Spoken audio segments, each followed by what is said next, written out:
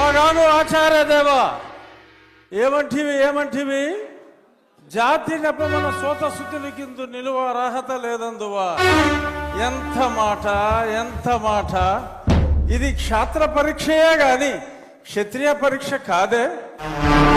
కాకూడదు, ఇది కుల పరీక్షయే అందువా.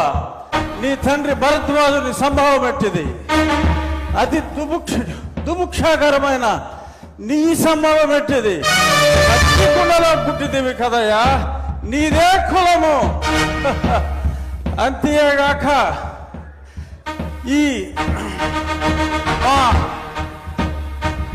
కుల గురువైన వశిష్ఠుడు దేవకీ వేషయకు ఉర్వశీ పుత్రుడు కాడా, ఆయనదే కులము.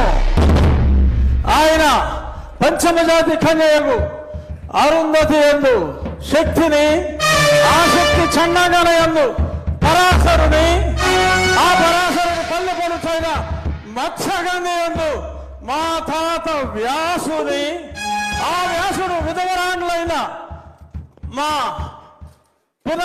పితామహి అంబికతో, నా తండ్రిని పితామహి అంబాలికతో, నా పినతండ్రి పాండురాజును, మా ఇంటి దాసితో